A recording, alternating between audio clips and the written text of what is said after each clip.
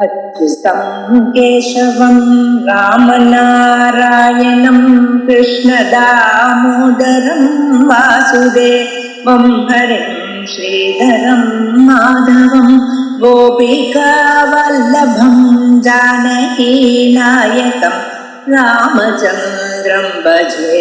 अच्युतं केशवं सत्यभामाधवं माधवं श्रीधरं राधितं इन्दिरामन्दिरं चेतसा सुन्दरं देवकी नन्दनं नन्दजं सन्ददे।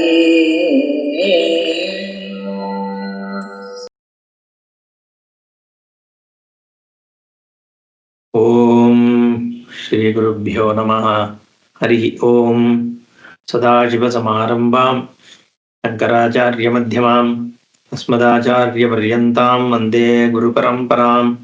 श्रुतिस्मृतिपुराणानाम् आलयं करुणालयं नमामि भगवत्पादं शङ्करं लोकशङ्करं।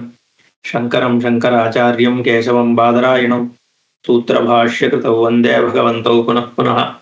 ईश्वरो गुरुरात्मेति मूर्तिभेदविभागिने व्योमवद्व्याप्तदेहाय दक्षिणामूर्तये नमः।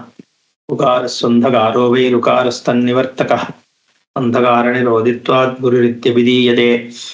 ॐ सहना भवतु सहनौ भुनक्तु सह वीर्यङ्करवावहै तेजस्विनावधीतमस्तु मा विद्विषावहैः। ॐ शान्तिः शान्तिः शान्तिः। सर्ववेदान्तसिद्धान्तगोचरं तमगोचरम् गोविंदं परमानंदं सद्गुरुं प्रणतोस्म्यहम्। 34वां श्लोक। स्वामिन् नमस्ते नतलोकबन्धो कारुण्यसिन्धो पतितं भवाब्धौ मामुद्धर आत्मीयकटाक्षदृष्ट्या विद्या अतिकारुण्य सुधाभिवृष्ट्या।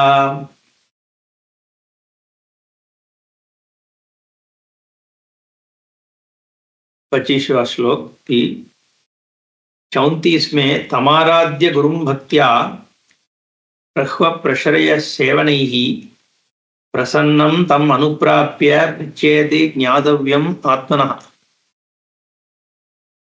जो हम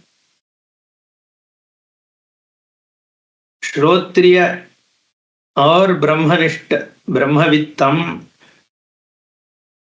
गुरु को आश्रय करेंगे, आश्रय करके उनसे सेवा करके जब वो प्रसन्न होंगे तब आत्मा के बारे में पूछना चाहिए कि आत्मा क्या है। कैसे पूछना है वो इस श्लोक में 35वें श्लोक में दी हुई है। स्वामिन् नमस्ते नत लोकबंधो कारुण्य सिंधो पतितं भवाब्धौ माम उद्धर आत्मीय कटाक्ष दृष्ट्या ऋज्व्या अतिकारुण्य सुधाभिवृष्ट्या। हे स्वामी, मैं तो आपका सेवक हूं, आप मेरा स्वामी हैं, आपका मेरा नमस्कार। ये सेवा क्यों करना है? आराधना क्यों करना है गुरु का? क्योंकि इधर 34 और 35 में क्या दी हुई है कि गुरु को आराधना करके भक्त्या प्रह्व प्रश्रय सेवनैहि, सेवा करके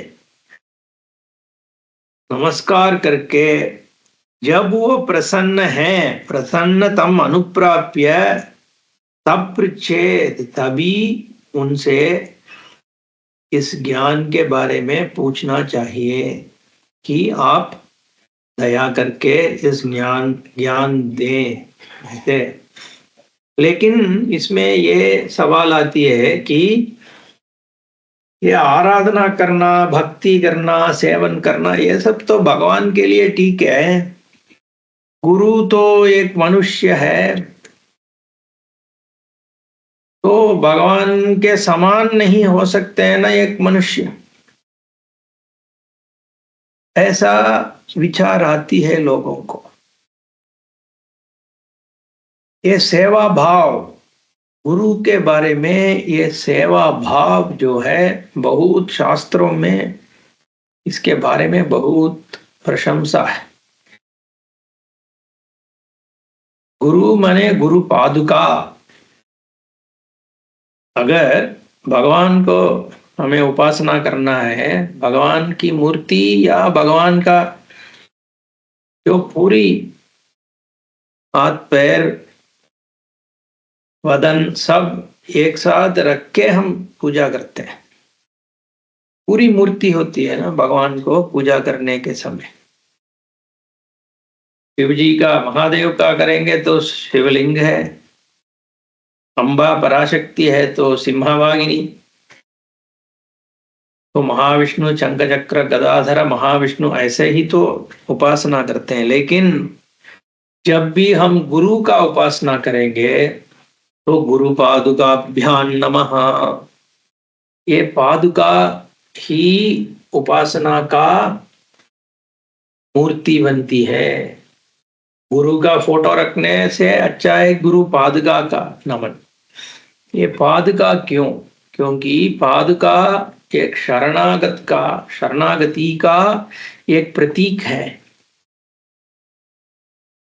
ये चरणों में शरण आना क्यों चाहिए? क्योंकि हमें क्या इधर पाना क्या है गुरु से? देवताओं से तो हमें अर्थ चाहिए, धन चाहिए और वांछित काम चाहिए, ये सब चाहिए। लेकिन गुरु से क्या मांग रहे हैं? गुरु से हम ज्ञान मांग रहे हैं। इस ज्ञान कहाँ काम करती है? अपने बुद्धि में काम करती है। तो इसका प्रतिबंध क्या होता है कि अपने ही जो अहंकार, अपने ही जो राग द्वेष, अपने ही जो गलत विचार, अपने ही दूसरों के ऊपर हमारा जो भी काम क्रोध, यही सब इस ज्ञान पाने में बाधा प्रकट करती है, तो अटकलें हो जाती है। इसलिए हमें ये सब दूर करने के बाद, हमारा अहंकार, ये काम क्रोध सब दूर करने के बाद ही अगर हमें गुरु के पास जाना है तो वो तो मुश्किल है, कभी नहीं हो सकता। थोड़ा बहुत तो अहंकार ये सब तो रहेगा। जब तक हमें पूर्ण ज्ञान नहीं मिलता है तब तक इन सब का उपस्थिति अपने बुद्धि में होती है। तो इसको संभालना कैसे? और जब हम गुरु वाक्य सुन रहे हैं, शास्त्रों का श्रवण करेंगे, तो अपना ही बुद्धि, अपनी ही मन इसके बीच में आ जाती है, ठीक से सुनना नहीं देती है और श्रद्धा नहीं हो पाती है। तो यही अटकलें हो जाती है कि श्रद्धा नहीं है। तो इन श्रद्धा बनाने के लिए, श्रद्धा उत्पत्ति करने के लिए हमें आराधना, भक्ति, सेवन, इन सब जो प्रयोग है उनका आवश्यकता है।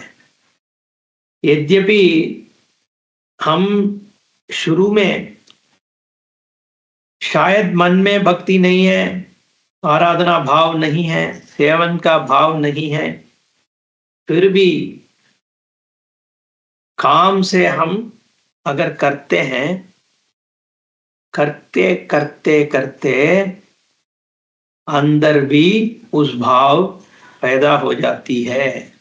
इसको अंग्रेजी में बोलते हैं fake it and make it. पहले जब नहीं है तो कम से कम ये आराधना बाहर से करो। जब करते रहोगे तब अपने अंदर वो खुद पैदा हो जाएगा कि श्रद्धा मनोभाव होना चाहिए।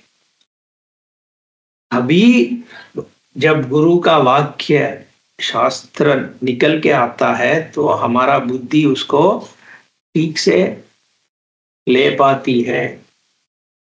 इसलिए इसके ऊपर बहुत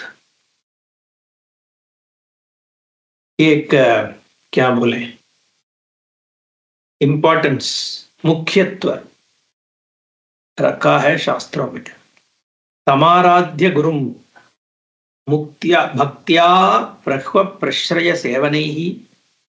तो ये सेवा करके जब गुरु को पता चल जाएगा कि अच्छा है ये मेरा शिष्य, इसका सही ढंग से सेवा भाव बन गया, इनका अहंकार अब कम हो गया, अब अगर मैं इनको ये उपदेश दूं, ये ज्ञान दूं, तो ये ज्ञान जो है अपने काम कर देगी। क्योंकि क्या देना है, कब देना है, कितने देना है, ये सब गुरु को ही पता होगा ना, चलता है। हमें क्या पता होगा कि क्योंकि हम तो इधर खड़े हैं नीचे, गुरु तो पहले से ज्ञान ले मिले हुए हैं, तो उनका तो उधर है, ऊपर है, वो हमारे बारे में सब कुछ देख पाते हैं। हम तो कहां से, अपने को ही समझना मुश्किल है, हम कैसे समझ पाएंगे ये सब। तो इसलिए हमें वो श्रद्धा रखनी है, तब वो गुरु दे देंगे। जैसे वैद्य है, डॉक्टर, कितने दवाई देना है, कब देना है, किसके साथ देना है, अगर कुछ हो गया तो दूसरा क्या देना है, ये सब वही जानते हैं जो वैद्य है। हमें सिर्फ श्रद्धा रखना है कि वैद्य को सब पता है, ऐसा श्रद्धा। कभी कभी वो श्रद्धा नहीं हो तो बहुत मुश्किल है ना, हम सही से दवाई लेंगे ही नहीं। इसलिए जो है वो श्रद्धा की जरूरत है। वो श्रद्धा कहाँ से आएगा, वो भी वैद्य के में तो श्रद्धा हो ही जाएगा, क्योंकि अपना जो जीवन मृत्यु का प्रश्न है, तो इसलिए हम तो उनके सहारा ही हम जी सकते हैं, इसलिए वैद्य में श्रद्धा स्वाभाविक हो जाएगा। लेकिन ये जो गुरु है वो इतना आसानी से नहीं होगा ना, तो हमें पैदा करना पड़ेगा। इसलिए इसमें इसके ऊपर बहुत दम दिया हुआ है। इधर स्वामिन वो कैसे मांगे कि आप हमें ज्ञान दें, इसके लिए ये श्लोक बहुत अच्छी श्लोक है 35। स्वामिन नमस्ते, ये स्वामिन मैं नमस्कार कर रहा हूं, अपने को शरणागत कर रहा हूं आपके पैर में। आप कौन है? नतलोक बंधो, जो भी आपके पैर पड़ा हुआ है उनका आप बंधु है, उनकी अच्छाई के लिए ही आप काम करते हैं। कारुण्य सिंधो, आप तो करुणा की सागर है। यह प्रशंसा नहीं है, यह सत्य वाक्य है। क्योंकि आत्मा की ज्ञान जिसको हो गया वो आत्मा ही प्रेम स्वरूप है, क्योंकि उसी का सबका पसंद है। हम क्या चाहते हैं? अपने को ही चाहते हैं ना सबसे अधिक। इसीलिए तो सो रहे हैं, नींद में बहुत आनंद आता है कि मैं अपने साथ था रात में नींद में। तो परम प्रेमास्पदम अपना ही स्वरूप है, आत्म स्वरूप। अगर एक ज्ञानी सब कुछ को अपने आप में देखता है, सब में अपने को देखता है, वही ज्ञानी है। तो जो भी है वो सब आत्मा ही है एक ज्ञानी के लिए। तो इसलिए उनका करुणा स्वाभाविक है, क्योंकि आत्मा में करुणा स्वाभाविक है, प्रेम स्वाभाविक है। जब सब कुछ आत्मा ही बन गया तो सबके ऊपर प्रेम भी स्वाभाविक है। इसलिए आप कारुण्य सिंधु है, करुणा का सागर है। आपको पतितम भवाब्धौ माम उद्धर है, आपको ये करना है कि मैं जो इस संसार में पड़ा हुआ हूं, डूबा हुआ हूं, मुझे उद्धरण करना आपका दायित्व बनता है। आपका करुणा अपने ऊपर लगाए, मेरे ऊपर लगाए और मुझे अपने कटाक्ष दृष्टिया, अपने कटाक्ष से अति कारुण्य सुधा अभिवृष्टिया, अपने करुणा की जो अमृत है उससे मुझे ये संसार से निकाले, ऐसा मेरा प्रार्थना है। और अगला श्लोक है 36। दुर्वार संसार दवाग्नि तप्तम दोधूयमानं दुरहृष्टवातैः पीतं प्रपन्नं परिपाहि मृत्योः शरण्यमन्यद्यदहं न जाने। ये संसार जो है वो दुर्वार है, इतने आसानी से छोड़ने वाला नहीं है। दवाग्नि तप्तम, इस संसार का जो अग्नि है, दाग है, उसमें मैं तप रहा। मेरा जो ये अग्नि का उष्ण जो है वो मुझे बहुत दुख करती है। और दुरहृष्ट वात ही, जो वात वायु का संचार है, उसमें भी मैं पड़ा हुआ हूं। दोदूयमानम, इधर से उधर उधर से इधर ये वायु मुझे घुमा रही है, संसार की वायु। इसमें मेरा बहुत भय हो गया। भीतम, इस भय प्रपन्नम, इस भय से मैं आपका शरण पड़ रहा हूं, पैर पड़ रहा हूं मैं। प्रपन्न मैंने जो शरणागत है। परिपाहि मृत्यो हो, मुझे ये जो मृत्यु, जन्म मृत्यु से जो संसार है, सुख दुख वाली संसार है, जीवन मरण की संसार है, उस संसार से मुझे पाही। शरण्यमन्यत् यदहं न जाने, मेरा कोई और शरण नहीं है, सिर्फ आप ही मेरा शरण है। इसलिए ये जन्म मरण से मुझे बचाना चाहिए आपको। लेकिन ये प्रश्न आता है कि ऐसे गुरु मैं कहाँ से मिलूं, कैसे ढूंढूं? अगर है क्या ऐसे लोग? शंकराचार्य बोलते हैं ऐसे बहुत लोग हैं।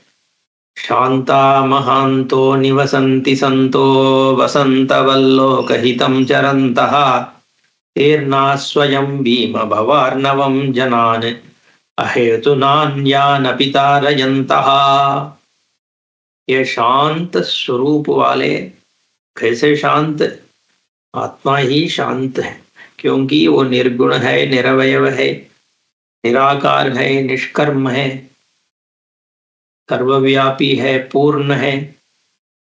इसलिए वो स्वरूप जो है अत्यंत शांत है। उसका शांति जो किसी और चीज से निपटा नहीं जा सकता है, उसको निकाला नहीं जा सकता है, उसमें कोई बाधा नहीं आ सकता है। क्यों? क्योंकि दूसरी चीज है ही नहीं, कोई दूसरी चीज ही नहीं है। एक की जो है वो परम ब्रह्म है, तो वो सदा शांत स्वरूप है। उस स्वरूप का दृष्टि जिसको हो गया वो भी शांति होगा, क्योंकि उसका स्वरूप ही ब्रह्म है, वो जो शांत है। इसलिए ब्रह्मविद ब्रह्मैव भवति शांतः भवति। भगवान भगवत गीता में ये शांति ना आपनोति, शांतिम ना आपनोति, ऐसा ये ब्रह्म ज्ञान को शांति शब्द से ही पुकारते हैं। शशांतिमाप्नोति न कामकामी, ऐसे ये ब्रह्म ज्ञान को शांति शब्द से पुकारते हैं।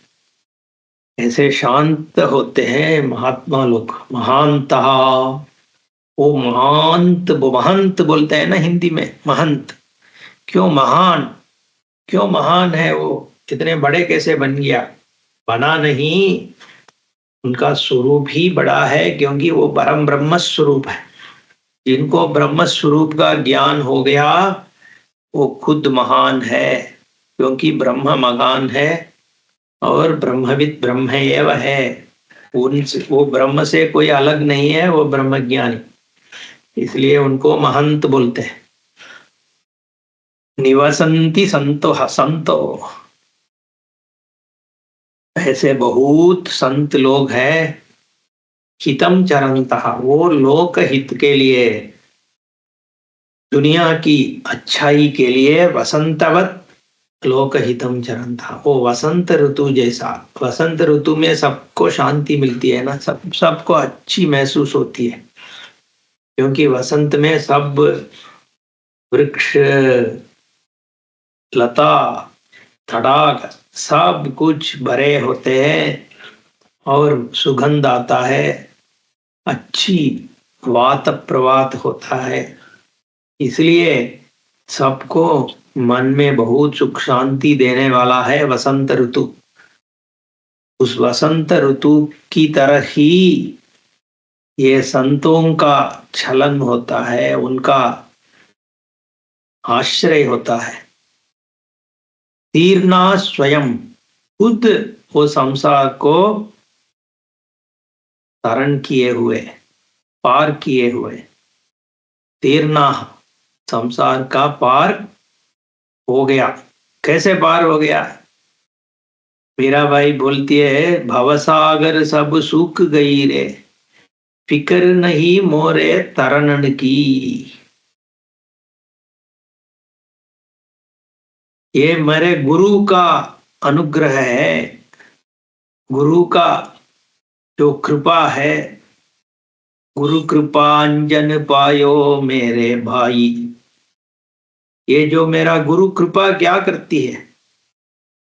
ये संसार सागर का पार करती है क्या? नहीं, पार नहीं कराती है। ये गुरु कृपा से ये संसार, ये भव सागर सूख जाती है ही नहीं, ऐसा प्रतीत हो जाती है। इसलिए उसके तरण की कोई जरूरत नहीं, फिक्र नहीं मोरे तरणन की। इसको तीर्ण करना, तरण करनी कोई बात ही नहीं है, क्योंकि जहां सच्चाई में समुद्र है तब उसका तरण करना जरूरत होगा। जब ये समुद्र ही असत्य हो गया तो किस लिए तरण करना है? तीर्णा स्वयं, ऐसे ज्ञान से इस संसार को पार किए स्वयं ये महंतः भीम भवार्णवम जनान हेतुनान्यानपि तारयन्तः, जो इस संसार में भयभीत होकर के घूम रहे हैं, संसारी लोग हैं, अन्य लोग हैं, उनको भी ये तारयन्तः पार करवाते हैं बिना हेतु। उनको कुछ नहीं चाहिए तुझे पार कराने के लिए, सिर्फ तुम्हारी शरणागति चाहिए। अपने को शरणागत करो, श्रद्धा रखो, वो भी उनके लिए नहीं, खुद के लिए है। अगर तुझे ज्ञान चाहिए तो शरणागति करो, मांगो, तब महंत लोग ये ज्ञान प्रदान करके हम लोग को पार करवा देंगे इस संसार सागर में, सागर का। 38वां श्लोक। अयं स्वभाव स्वत एव यत्परश्रमापनोद प्रवणं महात्मनां, सुधांशुरेश स्वयमर्ककर्कश प्रभावितप्तामवति क्षितिं किला। ये करना जो है, करुणा का जो भाव है, सबको पार करवाना जो है, वो महंत महान लोग के लिए एक स्वभाव है, क्योंकि कारुण्य स्वरूप है वो लोग। जो महात्मा लोग हैं उनका स्वरूप ही करुणा से भरपूर्ण है, क्योंकि पूर्ण ब्रह्म स्वरूप है, वो सबका अंतरात्मा है, वो परम प्रेमास्पद है, प्रेम का स्वरूप है। इसलिए उनका स्वभाव है वो कुछ, इसीलिए सभी महांत में अगर सच्ची महांत हो तो उनके अंदर ये है, होगा। ये कोई इसमें इस महांत में प्रेम है, उस महांत में करुणा नहीं है, ऐसा हो ही नहीं सकता, क्योंकि यह स्वभाव है। अयम स्वभावः स्वतः एव, ये तो स्वाभाविक है ये करुणा। परश्रमापनोद प्रवणम, दूसरों की जो दुख है उसको दूर करना। परश्रम अपनोद, जो दूसरों का दुख है, श्रम है, उसको दूर करना महात्मनाम स्वभावः, महात्मा लोग के लिए स्वाभाविक है। जैसे सुधांशु रेष स्वयं, ये चंद्र है, चंद्रमा जो है, उस चंद्रमा को शीत किरण देना, शीत अपने शीत किरण से अर्क कर्कश प्रभा अभितप्तम, जो बहुत घोर सूरज का किरण से तप्त लोग है, जिसका दिन में बहुत सूर्य किरण से हमें बहुत ग्रीष्म काल में बहुत पीड़ा होती है, उसके बाद जब शाम को चांद आती है ना, चंद्रमा, तो उसका किरण जो है वो तो हमें बहुत शीतल सुशील रखता है ना, शांत। सुधांशु रेशा अवती क्षितिम किला, ये जो लोग में, लोग यहाँ भूमि में जो भी लोग हैं उनको बहुत प्रशमन देती है चांद की जो किरणें, वैसे, क्योंकि वो उनकी स्वभाव है, वो चंद्रमा की स्वभाव ही है कि कूलिंग रेस, शीत किरण अपना स्वभाव है, चंद्रमा की स्वभाव है शीत किरण, उससे लोगों को राहत मिलती ही है, क्योंकि उसके लिए कुछ अधिक करने की जरूरत नहीं है। चांद के लिए चांद चांद रहे, उसी से लोगों का तृप्ति हो जाती है। वैसे ही महंत लोग, उनका स्वभाव ही ऐसा है। 39 श्लोक। ब्रह्मानंद रसानुभूति कलितैः पूतैः सुशीतैर्युतैर् युष्मद्वाक् कलशोज्जितैः श्रुतिसुखैर्वाक्यामृतैः सेचय संतप्तं भवतापदावदहनज्वालाभिरेनं प्रभो धन्यास्ते भवदीक्षण क्षणगते पात्रीकृता स्वीकृताः। ये बहुत अद्भुत एक श्लोक है, एक प्रार्थना है। प्रार्थना अपने गुरु को ये प्रार्थना शिष्य करता है। ये बोलता है सेचय, अमृत ही सेचय, अमृत से, अमृत को मेरे ऊपर सिंचाई करिए। कैसे अमृत? वाक्यामृत, श्रुति वाक्य का अमृत, श्रुति सुखैः वाक्यामृतैः, जो सुख देने वाली वाक्य है, वेदों में से है, वेदांत का वाक्य है, जो अपना स्वरूप का ज्ञान देती है, वो अमृत ही है। वो उस सुख वाक्यों से सिंचाई करिए।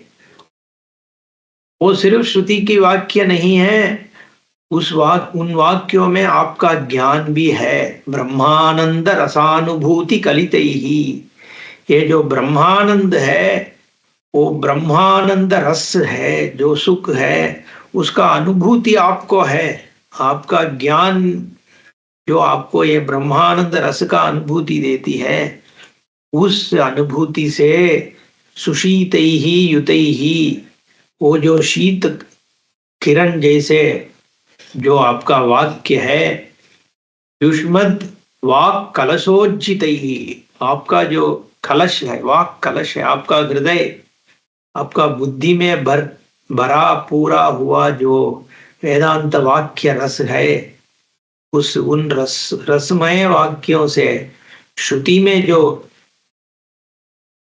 है वही वाक्य जो आपके भी मन में आपका ज्ञान से जो अतिशोभित वाक्य है, उन वाक्यामृत से मेरे ऊपर सिंचाई बोलते हैं, स्प्रे, सेचया।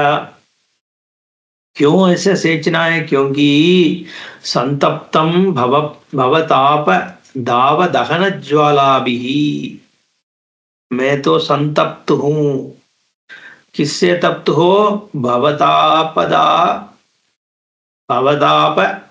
भव का ताप, जो दाव दहन ज्वाला भी, जो वृक्षों में जो अग्नि है, फॉरेस्ट फायर,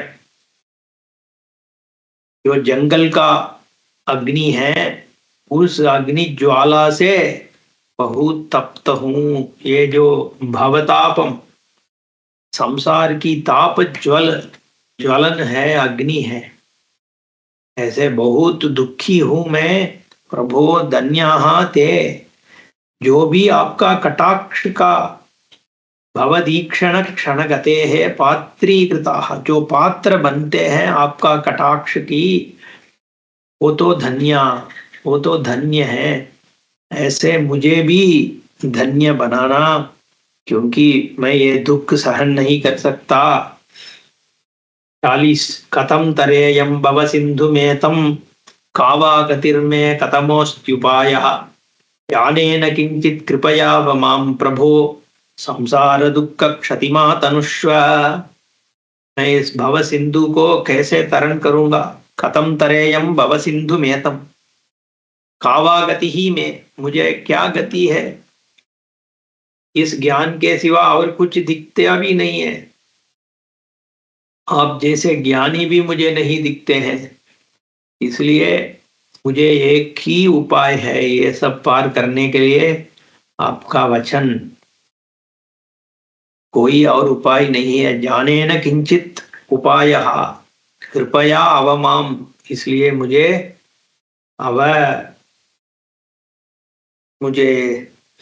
बचाना। माम प्रभो, किससे बचाना? संसार दुख क्षतिम, इस संसार की दुख से जो भी मुझे कष्ट हो रहा है, उससे मुझे मुक्ति दिला के यहाँ से मुझे निकालना आपका दायित्व बनता है। मैं तो आपका चरण में पड़ा हूँ। ऐसा एक बहुत अद्भुत श्लोक है, ये प्रार्थना है। ये दोनों श्लोक ब्रह्मानंद रसानुभूति कलितैः पूतैः सुशीतैर्युतैः युष्मद्वाक् कलशोज्जितैः श्रुतिसुखैर्वाक्यामृतैः सेचया संतप्तं भवतापदाव दहन ज्वालाविरेणं प्रभो धन्यास्ते भवदीक्षण क्षणगते पात्रीकृता स्वीकृताः। अगर आपको एक श्लोक हर दिन अपने गुरु पादुका के सामने, गुरु के सामने एक श्लोक आपको बोलना है, तो ये श्लोक बहुत सुंदर श्लोक है और इसमें सब कुछ है। आप गुरु से क्या चाहते हैं, क्यों चाहते हैं, आपका भाव कैसा है, ये सब इस श्लोक में आ जाता है। इसलिए ये 29वां श्लोक, 39वीं श्लोक जो है वो बहुत अच्छा है। आप इसका पठन कर सकते हैं। ओम पूर्णमदः पूर्णमिदं पूर्णात् पूर्णमुदच्यते पूर्णस्य पूर्णमादाय पूर्णमेवावशिष्यते। ओम शांति शांति शांति। हरि ओम। श्री गुरुभ्यो नमः। हरि ओम।